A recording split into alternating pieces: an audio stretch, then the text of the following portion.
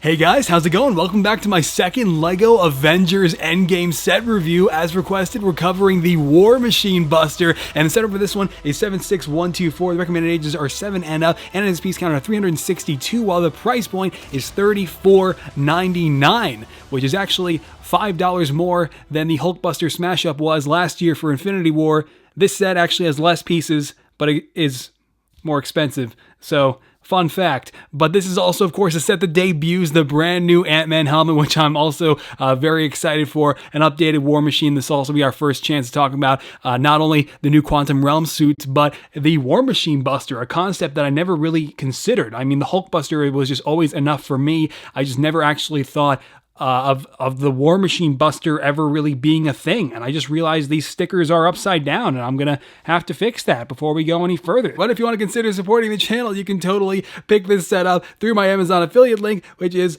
linked down there below somewhere. Let's get started. So of course, first up is the brand new Ant-Man with his new helmet in the new Quantum Realm suits. We don't actually know 100% if they are Quantum Realm suits or not. They could be space suits or tech suits or whatever, but I'm going to call them the Quantum Realm suits for my reviews. And of course, the brand new Ant-Man helmet is just fantastic. LEGO finally fixed it. The helmet that they rehashed for the Ant-Man and the Wasp sets last year in 2018 was not good, because this was never even accurate back in 2015 when it debuted for the first time, because it was based off of concept art before Marvel decided to fill in the lower half of the helmet. And so it was really a shame seeing it make its return in the Ant-Man and the Wasp sets last year. I mean, it was, Ant-Man's movie, but I'm just so glad LEGO have fixed it for the Avengers Endgame sets. And this new helmet actually debuted on Firefly for the LEGO Batman 2019 sets earlier this year. No idea why that happened,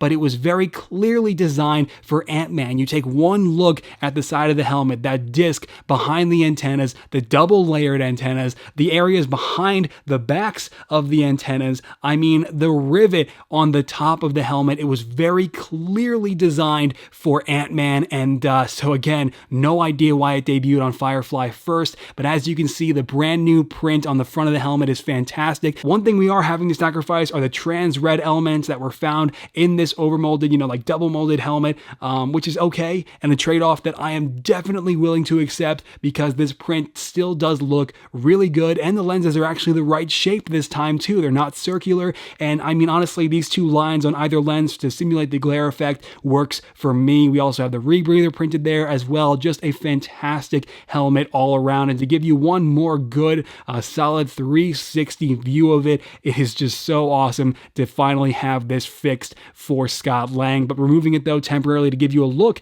at Scott's helmet, which of course was formerly Henry Turner's face from the Pirates 5 sets, which was then rehashed for the Ant-Man and the Wasp sets, now being carried over into the Endgame sets. It'll actually also be Peter Parker's face in the Spider-Man Far From Home sets. It's a pretty useful head. Clearly LEGO thinks so, and I mean, I would have to agree if only it included the actual stubble, the facial hair that Paul Rudd has, which is absent from this face design. So if you can get past that, it does kind of work for Paul Rudd. And of course, we do have the alternative facial expression where he's a lot more concerned, almost like he's about to shrink down to size and have to enter some uncharted territory where he would rather not go. And also included, we do have a hairpiece thrown in as well, which I really appreciate that LEGO's doing this now. Personally, I would have gone with a sleepy hairpiece, but again, I'm just glad LEGO is including hairpieces. This is not something they used to do. And putting the helmet back on though, so we can finally discuss the Quantum Realm suits for the first time. The white and red suits making their debut with this set, or at least on my channel that is.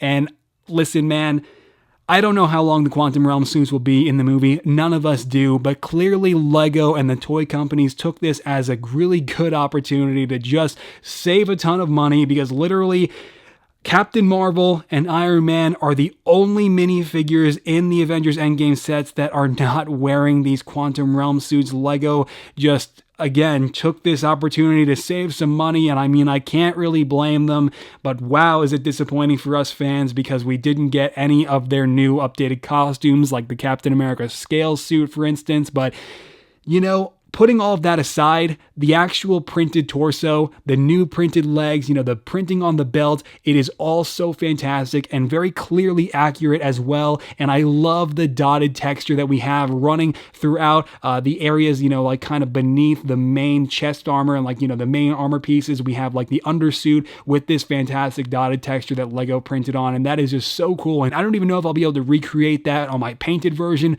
We will see, but this is an excellent printed version. I don't think this could be much better, honestly. Of course, I'm sure some of you would prefer some arm printing. Personally, I think it's fine without. It's okay. And that detail only continues onto the back. And so this is going to get very repetitive, very fast, because like I said, this is being used on literally every Avenger in the Endgame sets aside from Captain Marvel and Iron Man. So yeah, and real quick, here it is on last year's Ant-Man and the Wasp body. We now can finally create the perfect Ant-Man minifigure, and that is just so awesome. LEGO fixed the Ant-Man helmet. Hopefully for Ant-Man 3, they'll fix the Wasp's helmet too, which is still pretty bad. Next up, Lieutenant Colonel James Rhodes. Is he still a Lieutenant Colonel?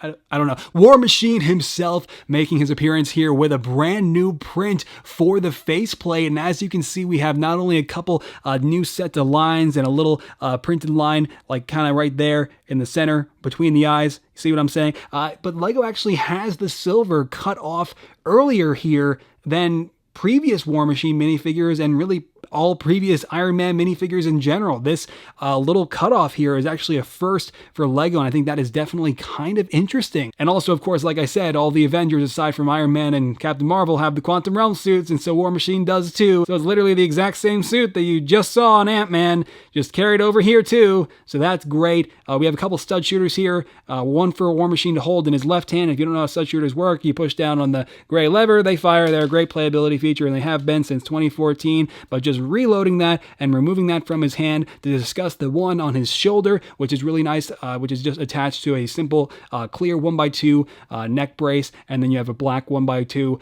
clip piece that's holding that in place. And of course, you can kind of rotate that around if you want, or in this case, we're just going to remove it entirely. And also the helmet to reveal the Steve Harvey head, ladies and gentlemen, the man himself right there. Finally, this head making its debut in an official LEGO set. If you have no idea what I'm talking about, check out my review of the Infinity War Bricktober pack where this head for Rhodey first debuted, and it's pretty much Steve Harvey's exact likeness, just minus the mustache. It's pretty fantastic. Anyway, this is also, of course, the first time where we get Rhodes and his new HUD debuting in an official LEGO set, so that's really awesome to have here with Avengers Endgame, and so that's looking just as awesome as it did for the Bricktober pack, but removing it to give you a better look at that clear neck brace. It is a thing that you've probably seen before. They've been making these since like 2015 and just giving you a really nice 360 again of that Quantum Realm suit that you've already seen. It's, they're pretty great. It's just, I'm going to have a lot of them by the time I'm done reviewing these sets. Where did I put the helmet? There it is. He's probably going to die, by the way. Finally, we have a couple Outriders included with this set. This is actually our first variant Outrider, almost like he sort of maybe is a higher rank. This was not a thing for Avengers Infinity War. Maybe it is a thing in Avengers Endgame, or maybe it's just LEGO trying to change it up and add variety. Who knows? Who cares? But you have a brand new neck. That's not a brand new piece, but you have a neck brace for the Outrider, which definitely looks pretty cool. A couple spikes there, and you have a couple gold Wolverine claws for him as well. So that's a thing, I guess. Otherwise, it's just your basic Outrider, same head, same torso, looking awesome. And again, you have two Outriders included with this set. The other one is your more standard Outrider with all 6 arms as part of this apparatus, which we've seen on all the other Outriders previously. And it is included here as well with all 4 of the additional arms clipped into it that are adjustable because they're just clipped onto a hinge there. And it's great. They've used this piece on the Iron Spider minifigure and several other things I'm sure that I'm not aware of. And that is it for the minifigures included with the War Machine Buster. Personally, I would have much rather they included like Rescue or just, literally any other Avenger that we didn't get, because in the Endgame sets, we definitely have a bit of an overabundance of Outriders. So So I know this review is kind of long already, but there is actually a lot to break down with the War Machine Buster, so I hope you'll continue to bear with me. And as you can see, the War Machine Buster, to get started, is clearly and heavily inspired by last year's Hulkbuster from Avengers Infinity War. I'll bring that in a minute to compare, but for the most part, while things are similar here, the design is different, especially in terms of features and functionality. But to really get started, we do have a brand new dome piece in dark gray this time for War Machine, with a War Machine print on the front, and that is really nice, clipped in by a couple droid arms attached to a hinge on the back, just like the Hulkbuster. And so spinning it around so we can discuss the stickers, which I think go a long way in complementing the overall build. And to get started with those, on the top left, we do have a star surrounded by some added detail there. That looks really good. Moreover, to the right, you can see we have the number 004.5, which of course is the Mark 4.5. The War Machine Buster, I suppose, in Avengers Endgame is the Mark 4.5, because in Avengers Infinity War, the regular War Machine armor that Rhodey had on was the Mark 4. So I guess, as I just pointed out, this is the Mark 4.5, which is pretty cool. And then as you can see on the chest, we do have a couple of stickers as well on either side. One on the left here with a little repulsor, and then another one with another repulsor on the right, but this one reading James Rhodes. So that's definitely pretty cool. And then further down, you can see we have a sticker in the middle right there. And so that's really good. And then we also do have one for each knee pad, and those are really great, again, for more added detail. And then we do also have one on either foot. These are exactly the same, and you actually also get one for both the left arm here and then also mirrored on the right arm as well. So like I just said, a lot of stickers, but also, again, they go a long way in complementing the build. It would look incredibly bland without them, I think. Now, as for the features, we'll get started with the interior. So like I pointed out, the dome does flip up. The centerpiece with the repulsor flips down, and then we also have these two bits with these like ingot pieces that are attached to a couple ball joints. And so as you can see, we have a little axle, a little space right there for War Machine. And so the idea is you detach the two stud shooters that he comes with. So the one that's clipped on for his turret, and then the one that he's supposed to hold, you take those off, take those away from Rhodey, and then you have these two red slots on either wrist. And so the idea is when Rhodey is inside, you take his stud shooters and you clip them into these different red slots. And I think that that is really great, and probably one of the most seamless integrations of a minifigure's accessories into the actual set that I've ever seen. And so I think that, while simple, that's very effective. And also for the features that I have yet to cover here with the turret, you do have a lot of extra studs included. And again, for more practicality's sake, LEGO did actually put these on a plate. So you get all 8 of these attached to a plate, and then there's a little space in the back for these to slide into, and so they are pretty much hidden away, and War Machine is ready to refill on ammo whenever he needs to, and then they're held in place by War Machine himself when you slot him onto that piece that is meant for him there. I mean, that is an effective design, and like I said, a very seamless integration of the additional accessories that he comes with and the additional studs into the actual set. I think that was actually, very surprising for me when I was building this. And then otherwise you do have a bunch of ball joints here, and I think the ball joints are really great. The articulation for the most part is pretty nice. Even the shoulder pads here are clipped in with a couple hinges, which I really was not expecting, so that's pretty good. And then unfortunately, as for the articulation, LEGO made a very bizarre decision here, because there is no ball joint for the elbow. It's just a connector that rotates, and I think that that's really odd. So there's no ball joint for the elbow. Again, it just rotates, and this goes for either arm. Whereas with the Hulkbuster from Avengers Infinity War, you did have a ball joint for the elbows, and I can't imagine it's a really difficult fix, but just something I was kind of surprised by. I didn't expect LEGO to restrict the articulation on the elbows, but they did for whatever reason. And you can see we do still also have the droid arms for the articulated fingers, just like the Hulkbuster. You have 4 of them. You have these pieces right here for the repulsors on the hands. So those are really nice, and of course can be balled up into a fist pretty easily. And then as we move further down, you can see we do have the legs, which are attached and pretty much designed in almost the exact same way, functionality wise, as the Hulkbuster from Infinity War. So you have these same pieces that kind of lock them in place and are pretty flexible, so that's really good. And then also the feet are still on ball joints here as well. The toes, or at least like the centerpiece of the toes, is articulated, whereas with the Hulkbuster, all 3 of its toes could actually bend. So the War Machine Buster is a little more restricted than the Hulkbuster, which I think is a shame, because I think it's also an easy fix. So I don't know why LEGO decided to do that, but But either way, the final couple features that we have for the War Machine Buster are these two bits on the top. We have the main cannon on the ball joint here, and that's pretty well designed, I think, and I do think that works and looks really good as well. So you just rotate it to the right, and if you haven't seen these before, they all fire, all 6 studs. So literally all 3 of those just fell off my studio, and I'm gonna have to pull from that extra ammo thing inside. But again, just rotate to the right. If I could words, you know, it works really well, and I literally just lost all 6 of those. But as for the final feature, this bit on the top, this is also attached by use of a ball joint, so it's just really weird why we have ball joints all over the War Machine Buster, but then not on the elbows. I really don't understand that. But you have a couple flick fire missiles, so flick fire missiles refusing to die. They've made their way onto the War Machine Buster for Avengers Endgame, and if you were not around for flick fire missiles, or if you don't see them often enough to remember how they work, you pretty much, and I probably should have used the Outriders as guinea pigs for the turret, but we'll use them for the flick fire missiles. You literally just try to flick them, and they sometimes work, sometimes they don't. But when they don't, that's, you know, when it gets frustrating, and why spring-loaded shooters and stud shooters were invented. But yeah, now to compare this with last year's Hulkbuster, last year's Hulkbuster was a little bit different. As you can see, it was slightly smaller, but mostly still to scale. Obviously, the 2 bits, like the turrets and the flick fire missiles section on the top, do give it a little bit more height. But one thing that, like I said, the Hulkbuster has that the new War Machine Buster does not is the articulated elbows with a couple ball joints. So again, I cannot understand why LEGO decided not to use ball joints for the elbows. But also the Hulkbuster had this like trans blue bit on the back, and when rotated,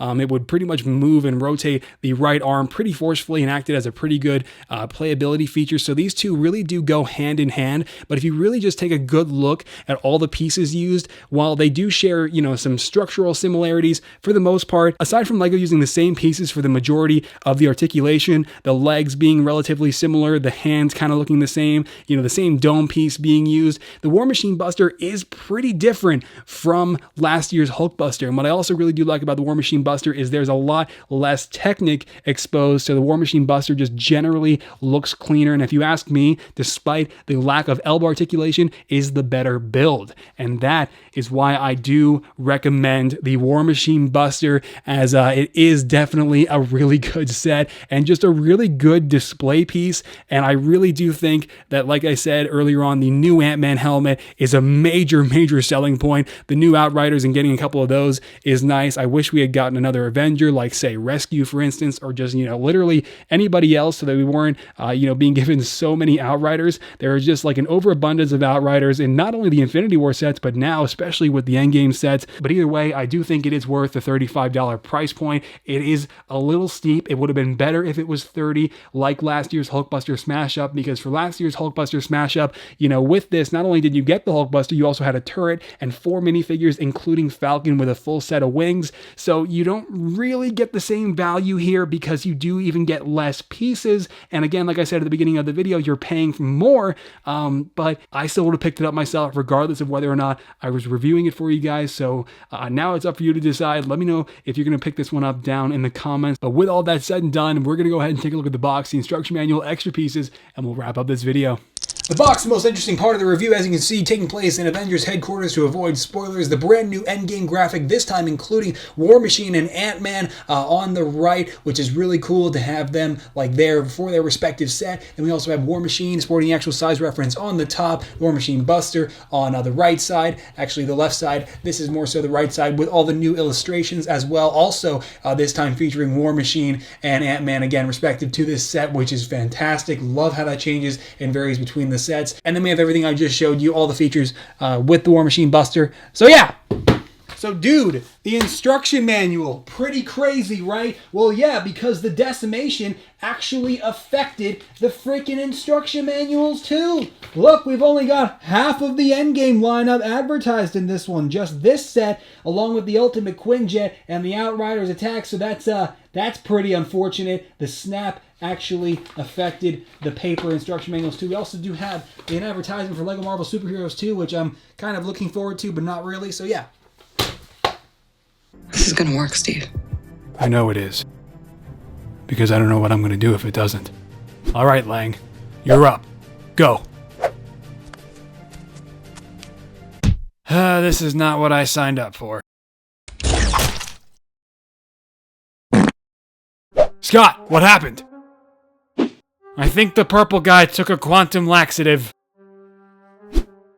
Alright guys, and there you go. That's going to do it for the War Machine Buster review. Thank you so much for sticking around for the whole thing. I know these can get a little extensive, especially that Iron Man Hall of Armor review that I just posted previously. But if you did enjoy this review, or maybe found it informative, or if I did help you in deciding as to whether or not you plan on picking up this set, then be sure to let me know by dropping a comment below, as I would love to hear from you. Otherwise, guys, hopefully pretty soon here before I have to leave for Star Wars Celebration Chicago, I'll be wrapping up Captain Marvel, as I only have to do the rest of her legs and paint the back of her torso. And once that is done, I'll be moving on to Avengers Endgame, probably making the Quantum Realm suits first, so I have something to showcase for release. But all the progress photos for those is posted over on my Patreon first, so you can check that out if you want to consider supporting the channel. Otherwise, preview photos eventually are posted over on my Instagram, Twitter, and Facebook. All of this long before any of it makes it to the channel here in showcase video form. So on that note, guys, I'm very much looking forward to the next review. Keep an eye out on my community, or I guess on your feed, for the next poll as to which set I should review next. I'm probably going to do the Ultimate Quinjet, as I think I'm pretty much just trying to cover the best sets first. So that's going to do it. Again, thanks for watching, and I'll see you next time. All right, take care.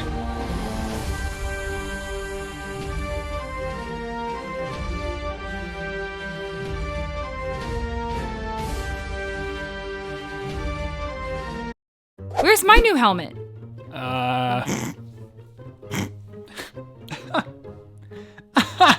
Stop laughing! Hey guys, welcome to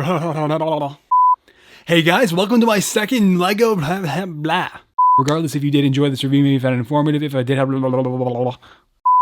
I'm telling you, man, too many ladybugs.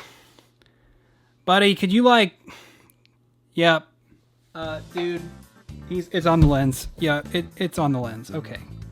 Dude, could you get out of my shot? Please? I already told the last one. Its whole family already came in here and died. Now, I guess you're from the future or something, trying to prevent it from happening. I know it's the Ladybug Holocaust in here, but if you could just kindly leave. I know you're doing this for all Ladybug kind, but if you could just again, do it literally anywhere else. What are you doing? Go home! Okay, go. You need to go. Go. Go. Am I crippling your ass? Bro. Are you dead? Was that all it took? Seriously? Okay, that's my lens cap. You're already on the lens. If you could just not. Just gonna be here all day. I'm gonna flush your ass down the toilet.